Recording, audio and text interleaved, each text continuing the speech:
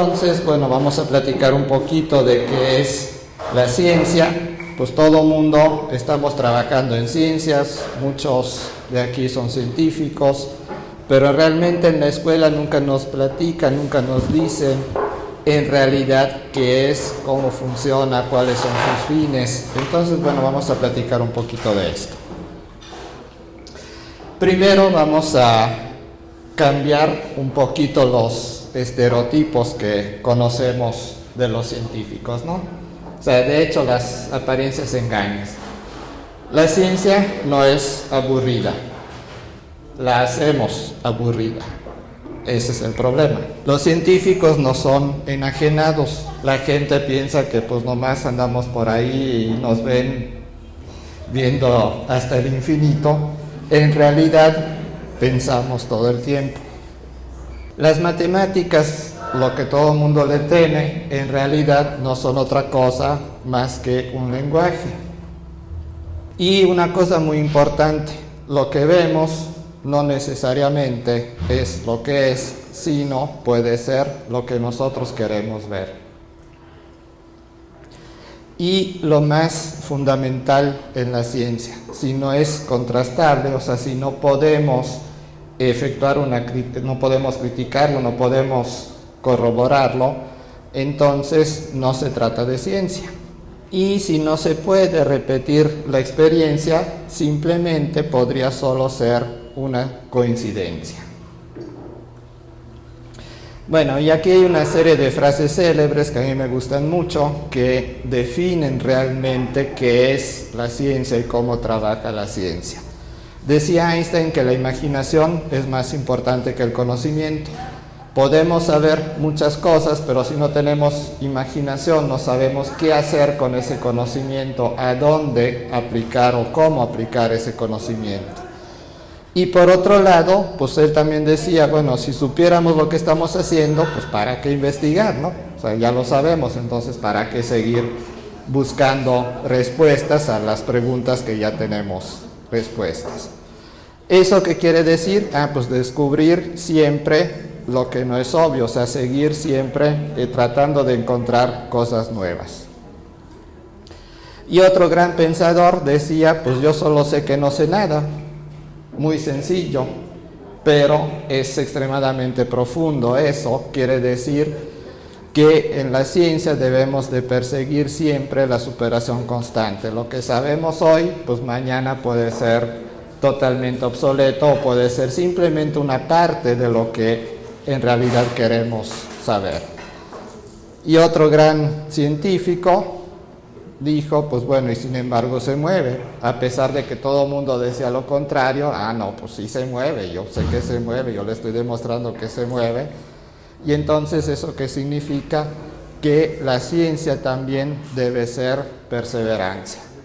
No importa cuánta gente esté en nuestra contra, pues debemos de seguir trabajando. Bueno, entonces, en realidad, ¿qué es la ciencia? O sea, es un acercamiento por aproximaciones sucesivas. Esto es lo más importante. ¿Y a qué? Al entendimiento de cómo funciona lo que se encuentra en nuestro universo. Y esto va desde lo más pequeño, desde los átomos, o lo que está dentro de los átomos, hasta lo más grande que conocemos en el universo, que son los grandes cúmulos de galaxias. Ahora, ¿qué persigue la ciencia? Bueno, a la ciencia le interesa entender cómo funcionan las cosas y cuáles son los fenómenos que provocan los hechos que nosotros observamos. Por ejemplo, pues bueno, nos interesa saber qué sucede dentro de las estrellas para que puedan producir luz, calor y puedan funcionar. Una cosa extremadamente importante es que tenemos que tomar en cuenta que la ciencia debe ser amoral. O sea, la ciencia debe ser mantenida fuera de la moral. ¿Por qué? Porque de esta manera evitamos ideas generadas a priori, evitamos prejuicios, y estas cosas pueden contaminar los datos, los procedimientos o los resultados. Y entonces, la moral, ¿a cargo de quién está? Pues precisamente de las personas que utilizan el conocimiento generado por la ciencia ellos sí son los que deben tener moral. ¿Por qué? Porque ellos son los que van a ocupar los conocimientos, ya sea para bien o para mal.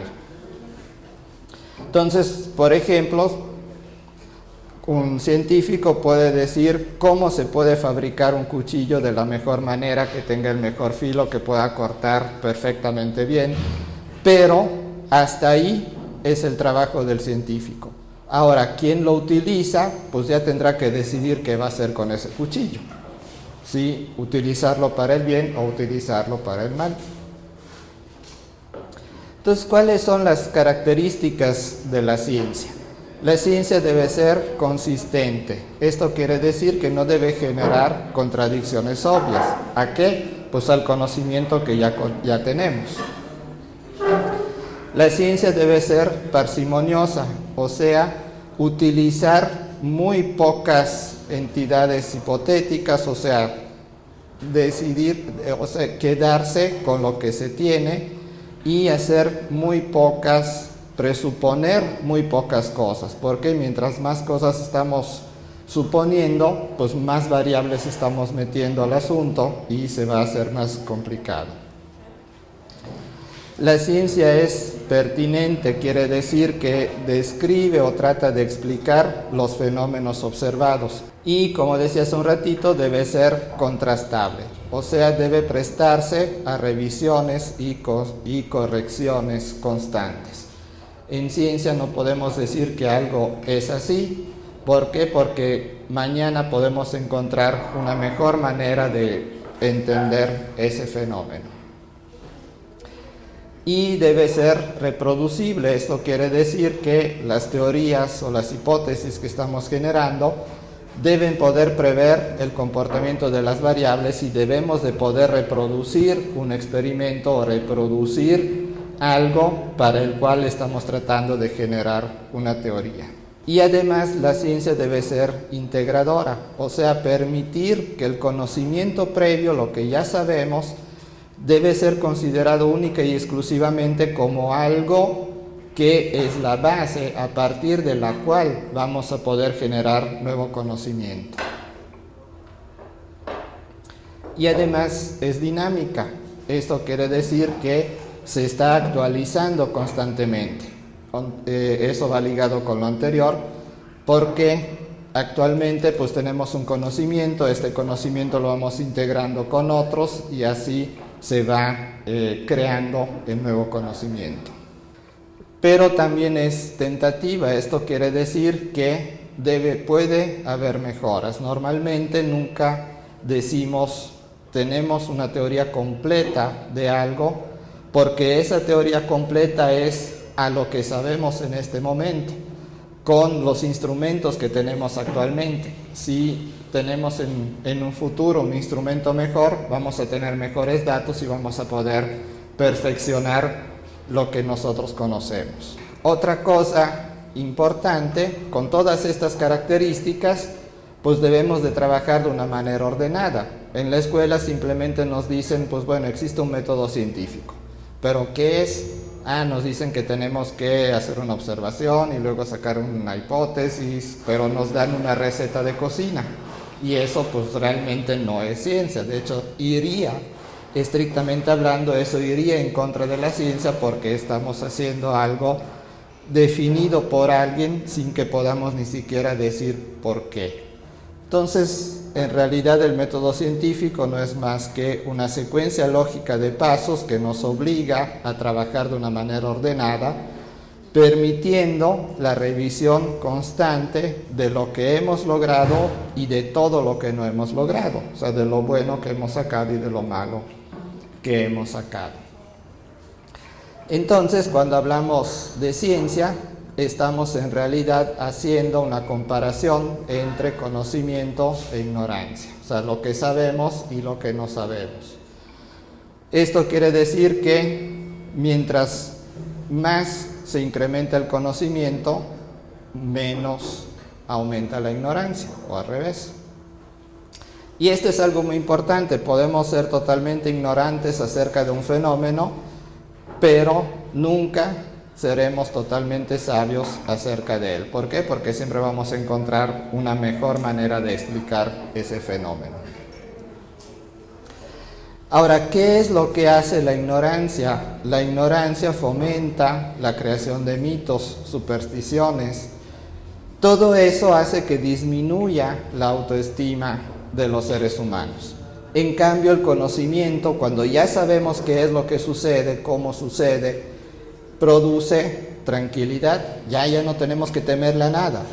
Y sobre todo, cuando ya tenemos un conocimiento, tenemos el deseo de tener más conocimientos o mejorar ese conocimiento. Vamos a suponer, observamos un rayo que destruye un árbol. Pero nosotros no podemos crear una chispa que haga exactamente lo mismo.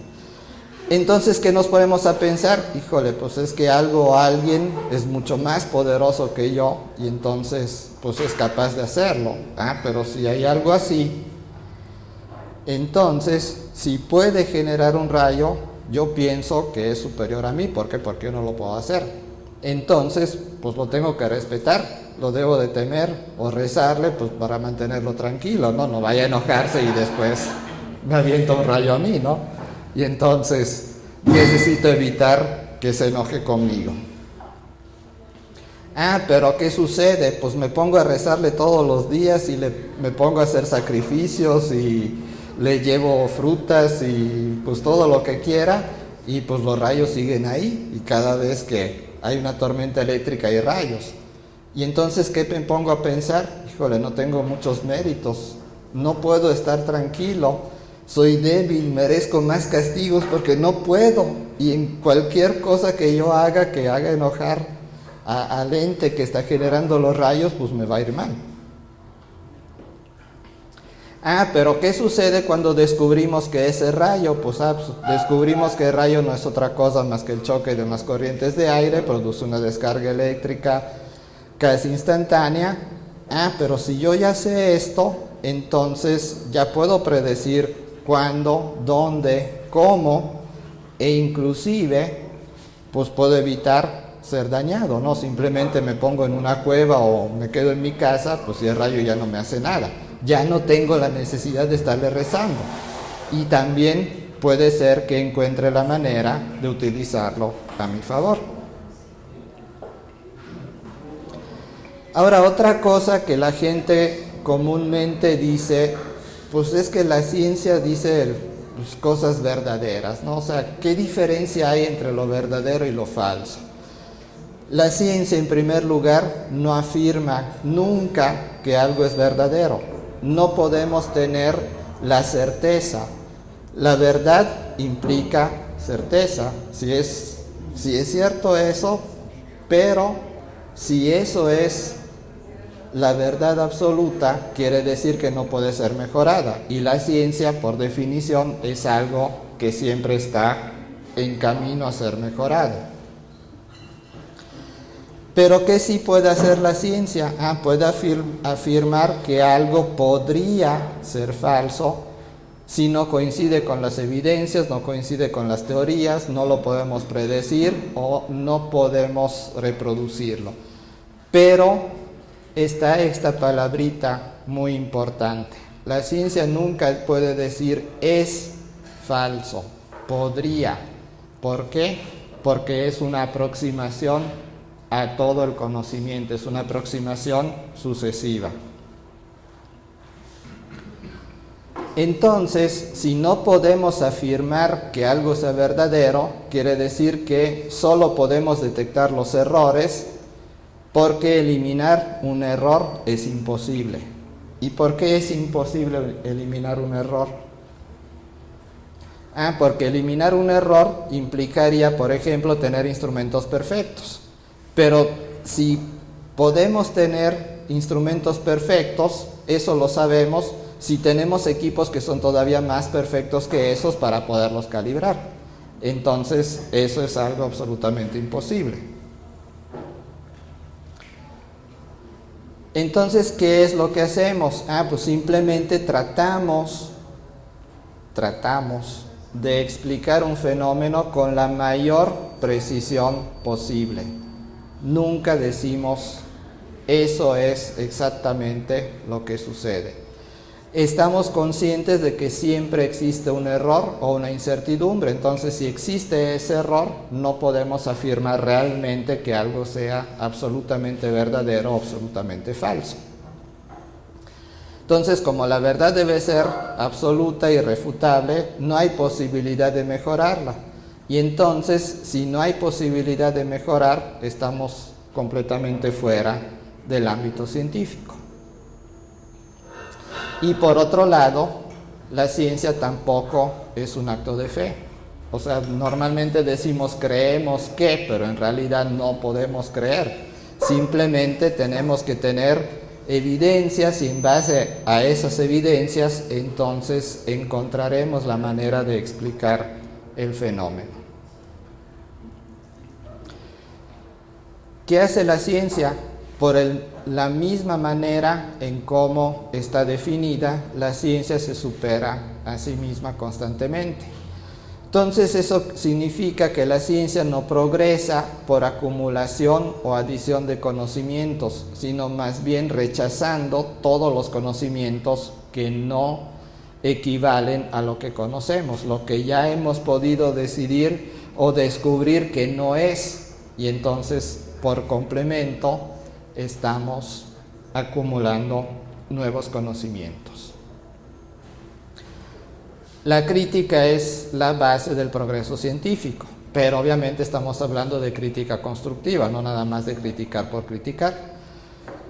Y dicen los filósofos de la ciencia que si tenemos una hipótesis y luego queremos formular una nueva hipótesis, lo podemos hacer siempre y cuando la nueva puede explicar todo lo que explicaba exitosamente la anterior. Reducir o limitar algunos de los errores anteriores, obviamente, y explicar cosas nuevas, explicar cosas que la anterior no lo podía hacer.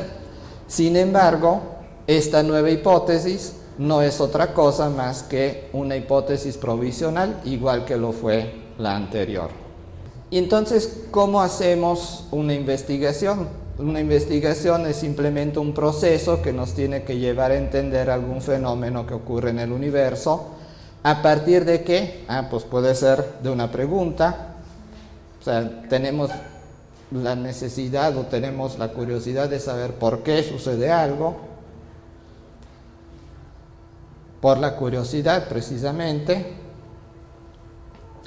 Por la necesidad de solucionar un problema. O sea, quiero ir a Monterrey, pero me da flojera ir caminando, entonces, bueno, tengo que inventar algo para que me ayude a ir a Monterrey más cómodamente. Y también por la simple necesidad de satisfacer la curiosidad. Y entonces, este ciclo puede iniciar de dos maneras distintas. Y la diferencia está en los pasos intermedios, o sea, en qué hacemos entre que tenemos la pregunta y encontramos la respuesta. Entonces iniciamos nuestra investigación a partir de la observación de un fenómeno. Por ejemplo, pues vemos una manzana que cae, pues bueno, queremos saber por qué cae la manzana. Y luego que ya sabemos cómo cayó la manzana, pues bueno, ¿por qué cayó con esa velocidad? ¿Por qué la manzana se desbarató cuando llegó al suelo? Etcétera, etcétera.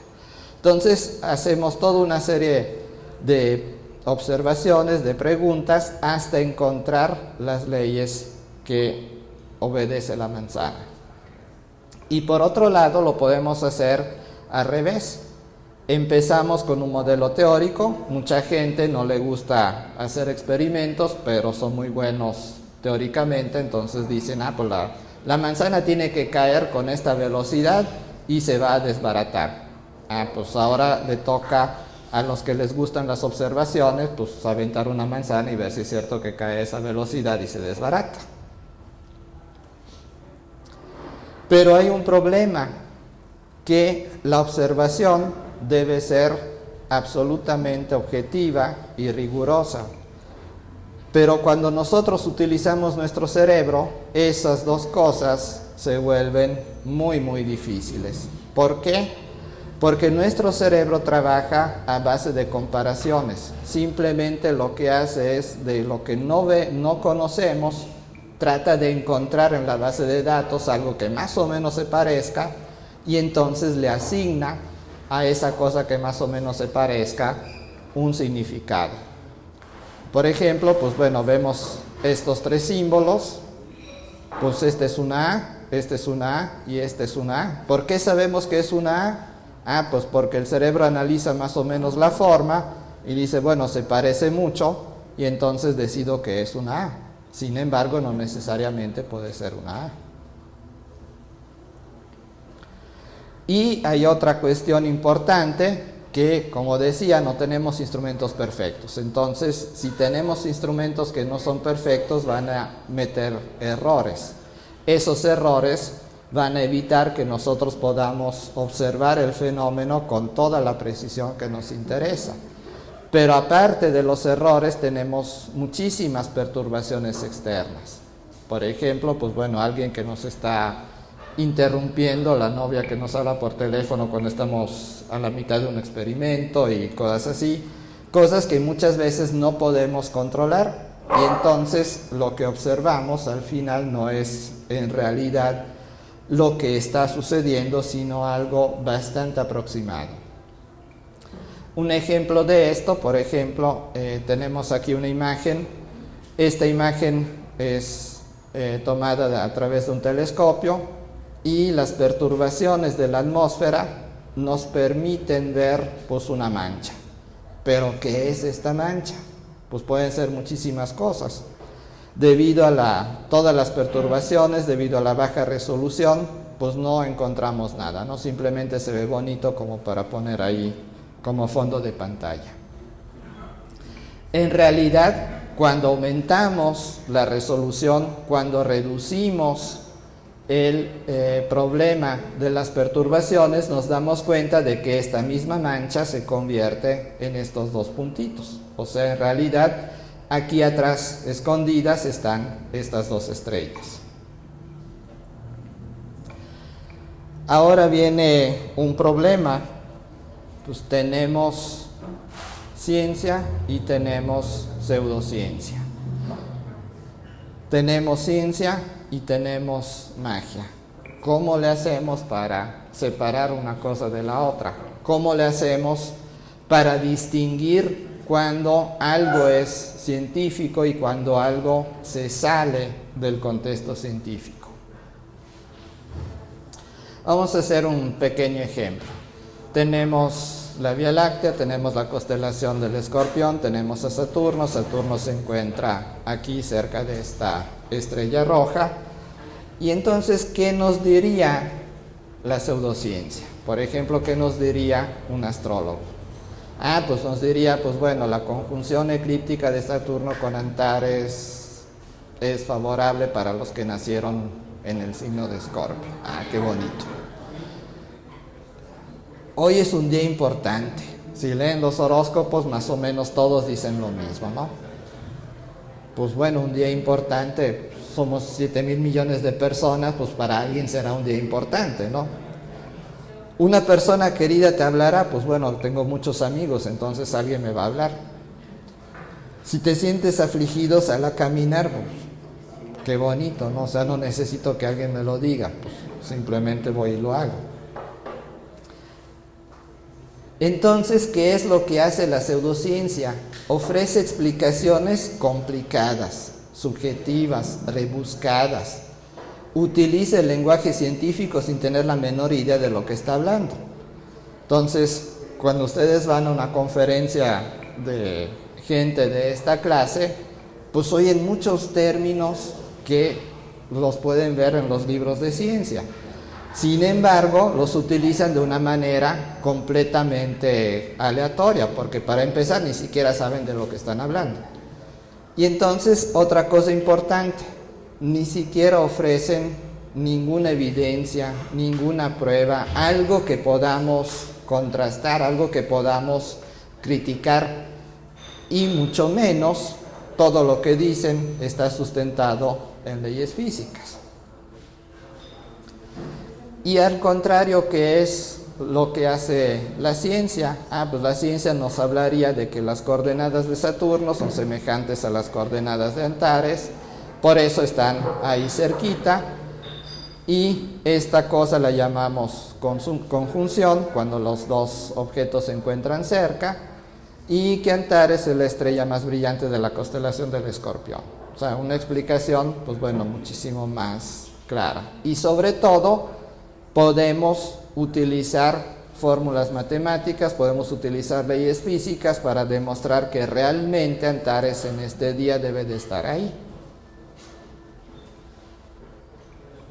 Y entonces, para seguir con esta pequeña explicación, podemos decir, bueno, debido a que se encuentra opuesto al Sol, oposición, con respecto a la posición que tiene nuestro planeta, pues las condiciones para su observación son favorables. O sea, una explicación muchísimo más inteligente. Entonces, la ciencia nos da explicaciones claras, sencillas, objetivas, razonadas, basadas en evidencias y sustentadas por leyes físicas. Y si hace todo esto, entonces nos permite predecir o reproducir el fenómeno observado por experiencias de laboratorio o una formulación matemática. Entonces, eso es la gran diferencia. Si nosotros podemos encontrar esas dos diferencias, ya sabemos qué es ciencia y qué no lo es. Y aquí hay una cosa muy importante. La ciencia es la clave para erradicar las pseudociencias y es la clave para erradicar la ignorancia. Mientras más cosas sabemos bien sabidas, pues muchas menos cosas vamos a imaginarnos o a suponer. Y aquí pues les pongo una muy bonita definición. Yo estoy enamorado de esta definición que dio el astrónomo matemático Stephen Bailey en el siglo XVIII, que dice que la astrología es la más larga enfermedad que haya afligido a la razón humana.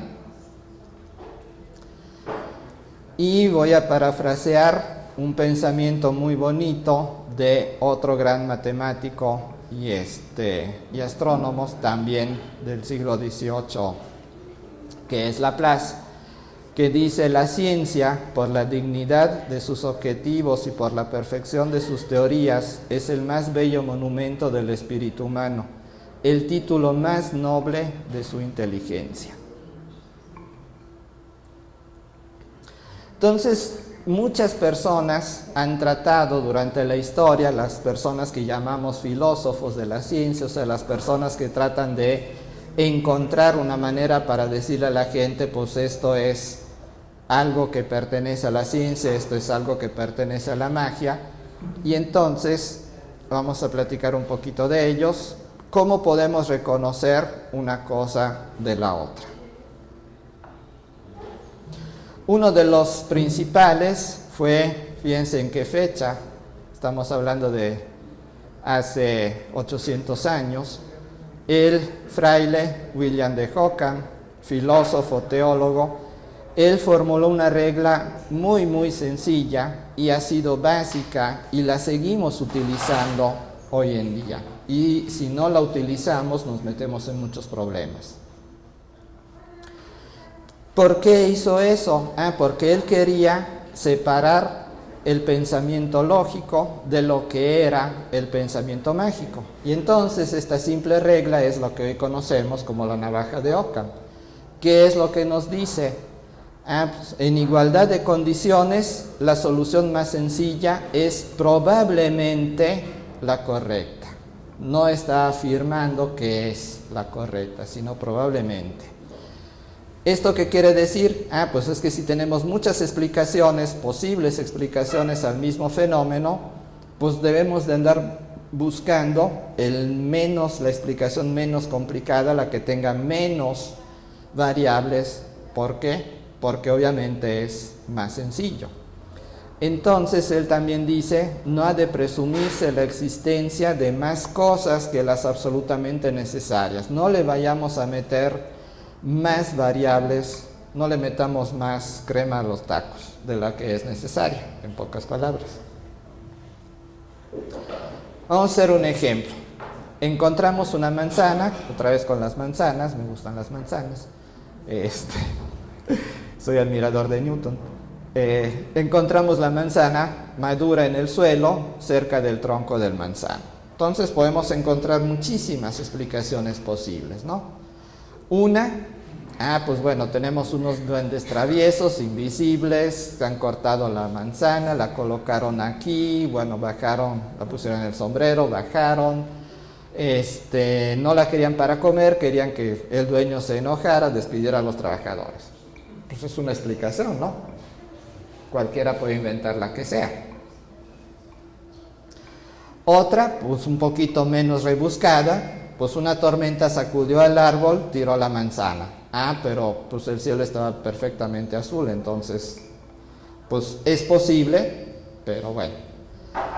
Tenemos una tercera, pues simplemente el peso de la manzana madura pues hizo que se rompiera el rabito, la manzana cayó y se quedó ahí en el suelo. Y entonces, ¿qué hacemos? Pues vamos a aplicar la navaja de Occam. ¿Cuál es la posible causa más sencilla, que tenga menos variables involucradas? Pues la número 3, ¿no? El peso de la manzana madura hizo que se cayera al suelo. En eso consiste aplicar la navaja de Occam. O sea, de todas las n explicaciones que podemos tener, pues vamos a buscar la más sencilla, que probablemente es la más correcta. No necesariamente lo es. Otro gran pensador, filósofo de la ciencia fue Karl Popper. Él era austríaco, ya estamos hablando de hace poquito tiempo, estamos hablando del siglo pasado. Él trató de separar una teoría científica de algo que no fuera científico. Entonces él crea una corriente filosófica que se llama falsacionismo. ¿Qué es lo que dice? La ciencia avanza no por el hecho de confirmar una teoría, sino por el hecho de que se descartan todas aquellas que contradicen la experiencia o las observaciones. Entonces, como decía al principio, no añadimos conocimiento, sino eliminamos conocimiento que no sirve ya. Otro filósofo de la ciencia, en este caso fue un húngaro, él murió hace muy poquito tiempo, Imre Lakatos, también seguidor del falsacionismo, nada más que él hizo una pequeña modificación. Él dice que una investigación es progresiva, o sea, mejora teóricamente si puede predecir hechos nuevos o hechos inesperados. Y es progresiva empíricamente, o sea, experimentalmente, si además algunos de estos hechos nuevos los podemos ahora corroborar. O sea, tenemos la posibilidad de mejorar nuestros experimentos, mejorar nuestros datos, y entonces a partir de aquí podemos crear una nueva hipótesis. Y si nos vamos ya a nuestros días, tenemos a otro supercerebro, Stephen Hawking. Entonces él le añade muchas cosas a esas dos filosofías. Él dice, bueno, tenemos una teoría, pero ¿cómo sabemos si esa teoría es buena o no es buena? Es buena siempre y cuando pueda describir con mayor precisión una extensa clase de observaciones sobre la base de un modelo que contenga solo muy pocos elementos arbitrarios. O sea, otra vez, no le vamos a meter demasiada crema a los tacos.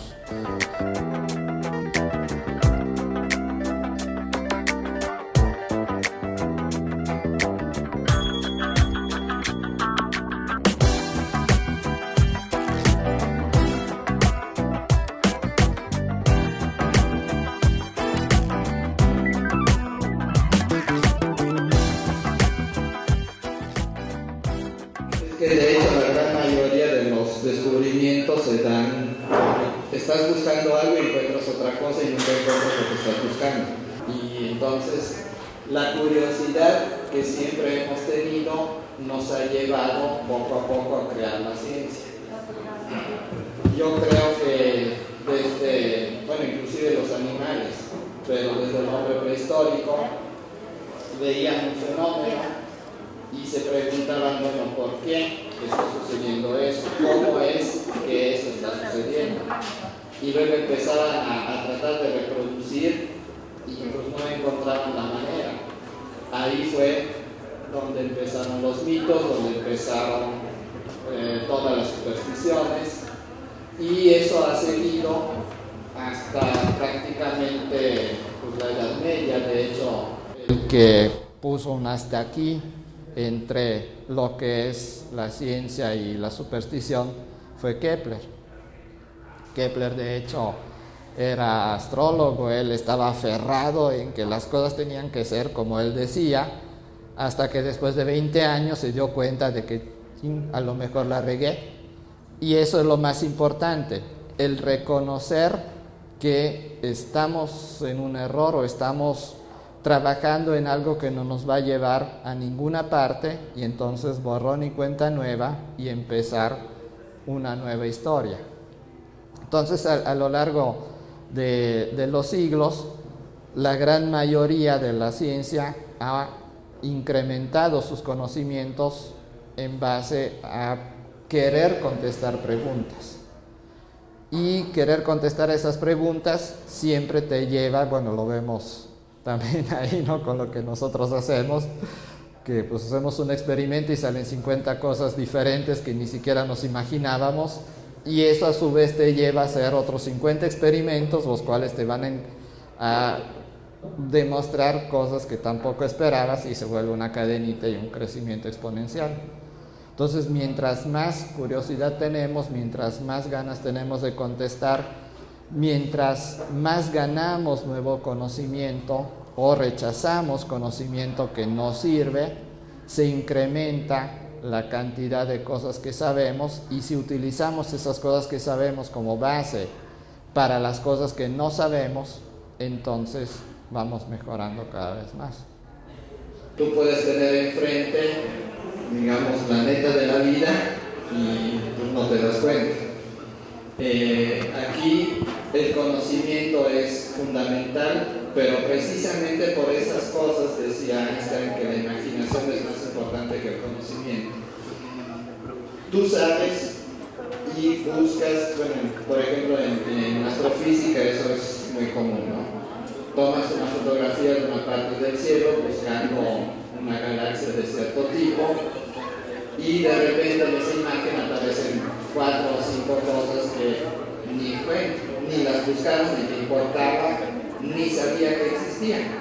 Pero ahí ahora interviene el conocimiento, ¿no? Porque entonces puedes discernir entre las cosas que realmente ya conoces, ya sabes, ya estabas buscando, ya están ahí, las ves, era lo que querías, pero ahora tienes que utilizar la imaginación. ¿Y esto por qué será? ¿Y esto porque es así? Entonces las dos cosas tienen que ir de la mano. Obviamente, si no tienes idea de lo que estás haciendo, no tienes imaginación, pues puedes tener lo más importante frente a tus ojos y no te vas a dar cuenta de que ahí está. Es como aventar una moneda al suelo, pero si voy caminando con la cabeza para arriba, nunca la voy a encontrar. ¿Cuál sería la diferencia de la imaginación en el pensamiento mágico y en la ciencia? A ver, eso me lo puse difícil. La imaginación en el pensamiento mágico se refiere a que yo me imagino cosas que supongo, que creo que podrían llegar a suceder sin tener la más mínima idea de cómo podrían suceder. Y la imaginación en la ciencia es tratar de encontrar una forma en que esas cosas puedan suceder, pero al mismo tiempo tengo la idea de cómo pueden llegar a suceder. Tengo una base sobre la cual partir. No sé si contesté la pregunta. El conocimiento mágico y el conocimiento, bueno, la imaginación, la magia. ¿Qué tal si nos encontramos con algo completamente desconocido contra lo que no tenemos contra qué comparar o contra qué pensar que es parecido a lo que ya conocemos? Entonces ahí tendrá que intervenir completamente la imaginación pues creativa, la parte mágica para poder inventar una nueva explicación. Entonces ahí... Sí, aquí la cuestión es, si tú lo acabas de decir, no necesitamos utilizar una imaginación creativa. Vemos algo que no tenemos la más mínima idea de lo que sea o cómo podría estar funcionando, pero tenemos un conocimiento previo. No, en este momento creo que es casi imposible encontrar algo del cual tengamos la ignorancia total. Entonces, a partir de lo que sabemos, vamos a tratar de encontrarle la mejor explicación posible, acercándonos lo más que podemos a la explicación del fenómeno. Conforme nos acercamos, vamos a encontrar siempre una mejor manera de hacerlo, vamos a encontrar la forma tal vez de poderlo reproducir experimentalmente, o si no lo podemos hacer, tenemos una gran herramienta que son las matemáticas. Entonces las matemáticas nos van a decir si eso va a poder ser o no va a poder ser. Si matemáticamente encontramos la manera de poder justificar ese fenómeno, ese hecho o esa cosa, estamos en buen camino. Si matemáticamente no lo podemos hacer, entonces estamos casi estaríamos fuera del ámbito científico.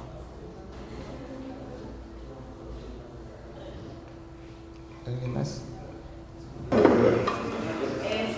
Bueno, con respecto a lo que usted hablaba, doctor, de los productos milagros y todo eso, ¿cómo se le podría hacer para que, por ejemplo, las personas, no sé, tal vez personas de la universidad, muchos que trabajamos en la ciencia, tener tal vez una opinión ante el Congreso para que esto se legisle un poco mejor? Porque la verdad, creo que incluso hace poco en el Congreso estaban pensando aprobar que los homeópatas pudieran recetar medicamentos. Entonces, pues como que el pensamiento de las personas que están en el gobierno ahorita pues está muy alejado. A lo mejor todos nosotros venimos aquí y escuchamos a Victoria, entendemos y todo, es lo más lógico del mundo, pero mucha gente allá afuera y mucha gente que está en el gobierno simplemente le falta mucho esta parte de entender cómo funciona de verdad la ciencia. Sí, es un asunto complicado, pero precisamente estas cuestiones de reflexionar acerca de cómo es la ciencia, qué es esa cosa llamada ciencia, como apelamos al título de ese libro, justo da esos elementos para que la gente común pueda apreciar qué información está estructurada en base a teorías comprobadas, etcétera, en base a los fundamentos que aquí Bartoli indicó, ¿no? Cuáles son las características que tiene más o menos la ciencia. Repito, no es un asunto sencillo, pero por otro lado, en el terreno de políticas públicas gubernamentales, pues hace 15 días al menos llegó un proyecto de ley al Congreso de la Unión, a los senadores, donde los procesos de divulgación científica, que son los que permiten precisamente poder aportar en esta dirección, van a adquirir el carácter de ley, digamos, donde las instituciones se obligan a informar adecuadamente, en fin, incorporar la divulgación del conocimiento científico dentro de las leyes mexicanas que pueden permitir la regulación de las informaciones públicas que se realizan a través de todos los medios. Puede ser un avance importante, pero por otro lado la comunidad científica y la comunidad de divulgadores a su vez pues deben hacer su chamba, ¿no? Me refiero a la obligación de tener que divulgar o platicar a la sociedad el conocimiento que se está generando y la estructura que tiene el propio conocimiento, no el dato en sí, ¿no? Y pues este es un proceso de educación divulgación científica popular, ¿no? Y donde hace mucho, se requiere mucho esfuerzo, ¿no? Aparte de la educación formal, cómo poder incidir en una preparación de educación científica en el grueso de la población que les permita poder discernir qué es adecuado o no y que tengan una decisión propia ante diversos tipos de productos, etc. Y estas cuestiones de imaginación son claves, como ya lo explicó Bartali, pues hay cosas en la propia ciencia que pueden sonar muy mágicas, pero lo que lo sustenta o la forma en que está estructurado es lo que puede ayudar ahí a decir. No es un asunto sencillo. Las pseudociencias están presentes en todo el mundo, incluyendo las sociedades más desarrolladas, pero pues, en México sí hace falta legislar mucho ahí al respecto, y la comunidad de divulgadores profesionales en Somedicit hay justo un grupo que se dedica a las cuestiones de pseudociencia. Se llama investigación escéptica. O sea, los propios científicos adquieren el carácter de escépticos ante este tipo de informaciones y entonces generan, está en pañales porque es poca gente, pero ellos están haciendo más o menos el esfuerzo de contribuir a cómo contrarrestar o atacar las pseudociencias, dando elementos a la sociedad para que pueda discernir, ¿no? Pero pues falta mucho ahí al respecto, no sé, falta. Sí, de hecho, mucha de la culpa de que proliferen las pseudociencias la tiene la gente que está haciendo ciencia, porque muchos de los científicos no son divulgadores. Entonces, a una persona de la calle que no sepa nada de matemáticas o de física, le tenemos que hablar de una manera extremadamente sencilla. Y eso no sucede por muchas razones. Primero, porque pues, el científico está muy ocupado tratando de ganarse la vida, porque no le permiten hacer divulgación, no le permiten tener tiempo. Por otro lado, falta una cantidad enorme de científicos para poder alivianar el trabajo de toda la gente. Y sobre todo, debería existir alguna ley que le diga a las universidades: ponte a analizar, hablando presente de lo que tú decías, ponte a analizar todos estos productos y dime si realmente son milagrosos o simplemente es una charlatanería, es una cosa comercial, ¿no? Eso es lo que hace falta, eso se llama vinculación. Pero hay otro gran problema detrás que se llama dinero. Entonces todas estas compañías que ganan muchísimo dinero engañando a la gente: pues cómprame este producto y en 3 días bajaste 5 kilos. Pues órale, pues lo compro. ¿Y qué sucede? Ni bajaron. ¿Por qué no bajaron? Volvemos a lo mismo. Híjole, es que a lo mejor no lo utilice como debe de ser. A lo mejor yo soy el que está mal. En ningún momento se preguntan si en realidad es el producto que está mal y no yo. Entonces, como decía hace un rato, el conocimiento produce tranquilidad, la ignorancia produce una baja de la autoestima. Entonces, el grave problema es ese: necesitamos de leyes que obliguen a las empresas a que alguien, por eso la ciencia es contrastable. Tú podrás tener una teoría, pero yo puedo decir, yo puedo meterme en tu trabajo y ver si realmente lo estás haciendo bien o estás haciendo un truquito barato por ahí. Entonces, ese es el gran problema. Oye, bueno, hubo una plática muy buena que también es sobre el tema. Está en el TV, en el canal de TV Universitaria, entonces está más fuerte. que mañana hay una en la... No, una en TV Universitaria, que se están subiendo las pláticas de la ciencia en el bar, que dio Pedro Miramontes, muy interesante también sobre pseudociencia, si quieren ahondar.